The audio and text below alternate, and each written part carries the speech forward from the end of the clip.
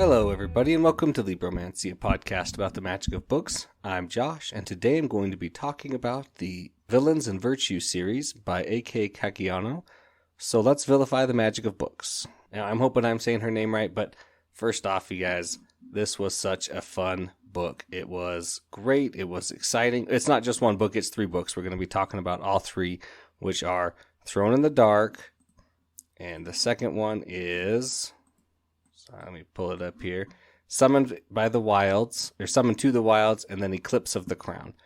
I really had an incredibly hard time putting these books down to the point where I read the whole series in almost less than 24 hours. I put one down and pick up the next one almost immediately. I loved everything about it. I loved the characters. I loved the world. The writing was good. It's much better than her first books, which... I also have read one of those, but I really enjoyed it. I thought the plot was interesting and unique and the way it goes about it. And you think one thing's going to happen and it's all about this plot. And then they move to a different one. It was so good. Everything felt consistent and logical. And I enjoyed this book so much. I enjoyed all their character interactions. This is a good romantasy book where it's a mix between romance and a mix between fantasy. And I'm struggling to pick. I'd say in the first book, it's definitely more fantasy. In the third book, it's a little bit more romance. I don't know, actually. I'm going to have to say it's more fantasy than romance, but especially by the third book, it's a little close. So, like I'm saying, it's really fun. I think it really exemplifies the romantasy on a spice level. I'm going to say your first book is just a 1 and your later books, get a little bit more spicier. I mean, there's 1 scene, 2 scenes that get a little explicit, but they're not, full on erotica in the third book. A little bit of hinting in the second book, but nothing overt. I don't remember. I mean, I've just read them so fast, it blurs together. That's why I'm doing all 3 books in one right now. Sorry, guys. So let's just get into our spoilers, and we'll talk a little bit about this series. So Virtues and Villains starts with Thrown in the Dark. Our main characters are going to be Damien, and he's got a big name. I don't remember it right now. Maleficus. He is a blood mage, so he uses his blood to cast all sorts of spells. He's the evil guy. His father's a demon. He believes he can't love. All the good stuff, right? And then we meet Emma, and she is somebody on the run in the first book. We don't really know anything about her. She's just there to try and steal a scroll. They end up meeting together. She tries to steal. She gets enslaved by his magic trinket that he's just created to enslave Archibald, the head of the good guys, for lack of a better term here, right? Who trapped his father in a crystal. He'll use that to force him to free him. And then, live happily ever after. Now, she's enthralled by it, and so she has to obey him when he uses a certain command word. And this sparks off their quest to go and get to Archibald. And then he'll kill her, and then he'll take it, because it can't come out except from killing. And then because why would you need to? It's meant for one guy only, so he didn't really need to build it in better, and he didn't want it to be removable by accident or by somebody else, right? So they get together, not together, but they are in a group and they're traveling and they're going on and they're kind of learning about each other a little bit. And she's just this bubbly, happy, and he's like, I'm evil and I'm mad and you can't stop me from being evil. And every time he does something really overtly mean, then he feels bad about it. And she's like, why'd you do that? You didn't have to. And then he feels bad and goes and rectifies it a little bit. And he takes his way out of here and he's like, you know what? Maybe I don't have to kill you. Maybe I'm going to take you to my friend and he's an alchemist, and he'll see what he can figure out. And he doesn't believe in magic, which is really funny. He says he thinks everything is all science, and I'm just doing weird science, and they help each other out. And it's so funny. And it's just their relationship is so good, all these people. And then they keep going, and they're like, okay, well, we're going to go this way, and we're going to go this way. And then he finds out she's a duchess, or a duchess to be, and then they get a little more complicated to their relationship. And he's like, okay, well, I want to make sure that she can go back to her home, and the love is building on both sides. And they're like, oh, I think I love him and I like him a lot, but I've got this secret, I can't do this. And if she really knew that I'm this, then, and it was just so good and in a nice kind of wholesome way and not in a bad way. Because there's definitely those books where you're like, okay, guys, just talk to each other for 5 seconds and you'll figure this out. if you spent any time with this person at all, you would know that you guys like each other. And they do both know that they like each other, but they both don't know how far the other one likes each other because they both profess to be, good and evil, and it's just funny. And I love the overall series where it's like, yeah, the good guys are not actually that good, and the bad guys are not actually that bad. As they go through, Emma learns about her special magic that Hannah has, which is like an older arcana magic. And then there's the ending, and we'll talk about that in a little bit. But just so far, some really funny things that I just loved about this book was the killer chapter titles. They were just so hilarious as I was reading them. I loved reading the chapter titles. They're funny. They didn't get in the way, though. That was perfect. And I loved the Grand Order of Dread, the villain's ruling council, or GOOD is their acronym, and the Benevolent Advising Descendants, or BAD. It was just, I knew it was happening, and it was so funny. And then in the third book, she does call the reader out a couple times, aka Caggiano does. I hope I'm saying that right.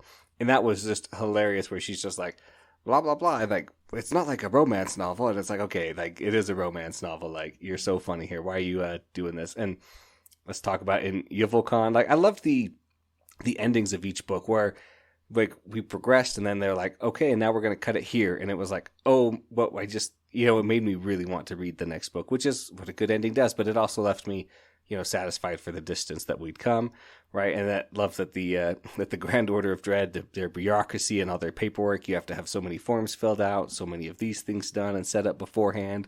And their terrible naming convention where they just are like, it's this amulet. And they're like, can't we just call it this? And it's like, no, it has to be named this. And he's like, yeah, some stupid bureaucracy and rules that has to be named. And it's randomly pulled out of a hat. And it's just so funny. And he's like, I hate these guys. And he's like, you profess to be one of these evil guys, but like, you're never doing anything bad. You're not hurt, generally he's not hurting people doing his stuff. It's just so funny. And the way they change and grow now, it was, I just couldn't get behind. I was like, why are these bad guys doing this?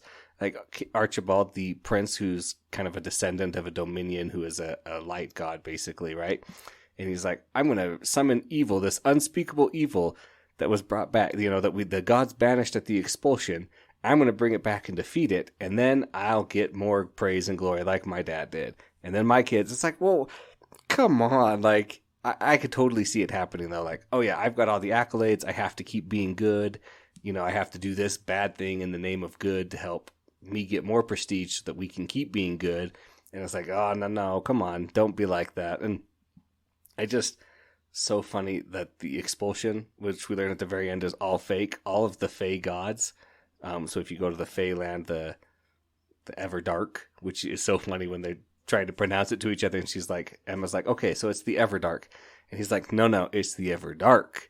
And then she's like, okay, Everdark. And he's like, no, the Everdark. And it's spelled a little differently for them. And just so funny. And then she starts saying it the right way and others say it the wrong way.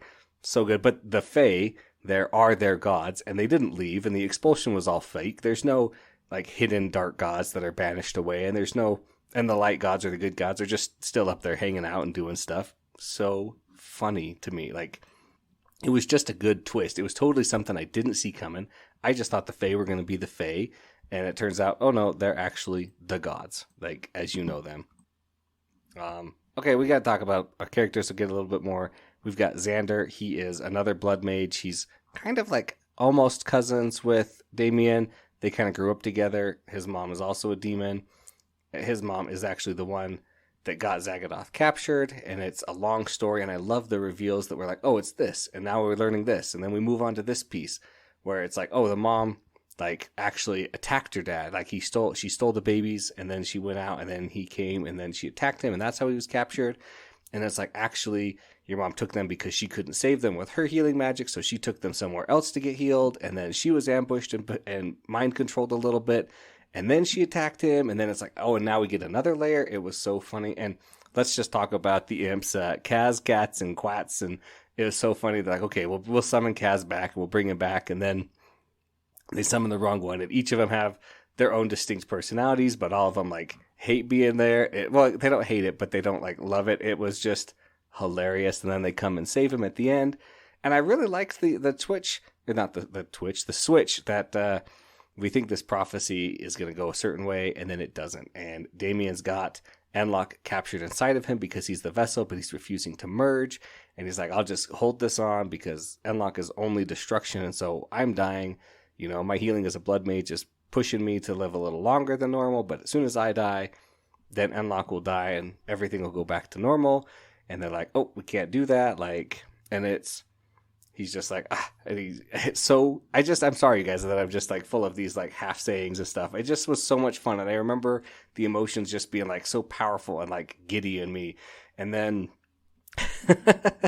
she dies and is brought back by a true resurrection from Xander with a light book that they got. And I mean, it's a whole thing, but of course you guys know this. That scene was so funny. She puts the enthrallment device in him, and she's like, okay, now stop doing that. And you follow me. And she's like, I love having all of this power over you. And you didn't use any of it against me. Well, you did, but you stopped doing it against me, and I love it. And it was just so funny, like, because now she has all the power, and, you know, props to my boy Damien for not being evil, like evil, and like being like, hey, you have to sleep with me now or anything like that, and being like, I can't even try and sleep with her because I have this device and it's not fair to her and it's not real consent because I held all this power over her. That was cool.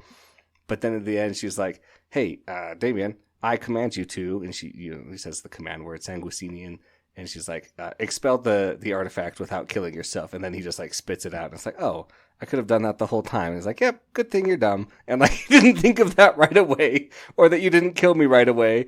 You know, it was so funny at the end there and just hilarious. And then they meet Archibald's kids, and because Xander has bargained with him in order to bring Emma back. He has to release his mom and not his dad. And so he does, and then she kills Archibald, which means that Archibald is all the demons that he sealed away are basically locked away.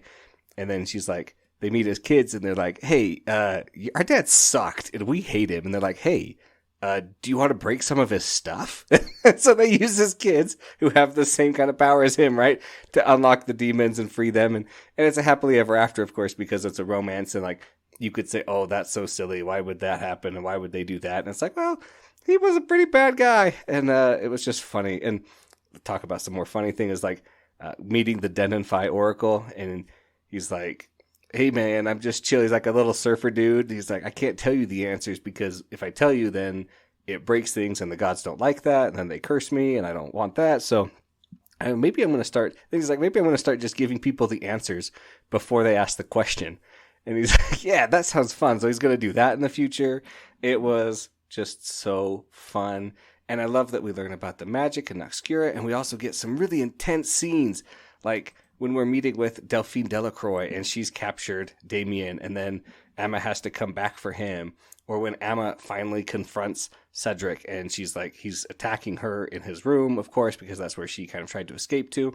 And then she calls the, the Leotha wood. You know, she uses her connection with that to basically bring all of the things back to life. All the materials he's made, the bed, the desk, the extreme opulence with this wood. And she uses it to kill him, and it rams through him a couple times, and then he dies. And Damien's like, man, I'm glad that she killed him, but I really wanted to kill him because of all the bad things he's done to her. Like, this isn't fair. And he's like, maybe I'll bring him back and kill him again. And then it'll be fair. We've both killed him once. And she's like, no, you can't bring him back. And he's like, well, it wouldn't really be him anyway, so I guess I won't do it. And like, it's just so funny. Like, their relationship, it changes and it grows and it evolves and they switch around and they do, they have this interesting power dynamic where they love each other. And when Emma goes and learns her job and they meet the elves who are living in the Wildwood. And they're like, and Damien's like, you guys suck at like keeping prisoners here. You have grass for a door. You have grass building around me. I'm not tied up. And even if I was tied up, I'm not in a terribly inconvenient position. There's one guard who doesn't even know what he's doing here. And he's within my grasp, so I could stop him. And he's like giving them all these tricks and tips to be like, here's how to properly contain someone. Here's how to do this. And it's so funny. But let's go back to Delphine for a second, where she controls him using her Noxcura control over him. Or, she has blood leeches on him, and it used to be his relationship. And that was just like, that was an intense scene where she's like, oh, you just need to know you need to know what I know. And I know that this is what's best for you. And you don't get to choose, I get to choose. And that was just like, whew, it was really intense, but well handled, I thought. And she did really good. So I mean, I've talked a lot about this, and I'm sorry if a lot of it doesn't sound very fun. It doesn't. I didn't explain it very well, but I just loved it so much that I can't keep going about it. So, if you guys were thinking about it, just give it a chance. It's a really great romantasy. Starts again with Throne in the Dark, Call of the Wildwood, Nope, Coming to the Wilds, and Eclipse of the Crown. So much fun, so great. That's all I have to say about that, you guys. So thanks for listening. Thanks to David Hillowitz for the intro and outro music. Of course, if you have any questions or comments, please send those to libromancypod@gmail.com. Please like and subscribe wherever you get your podcasts from.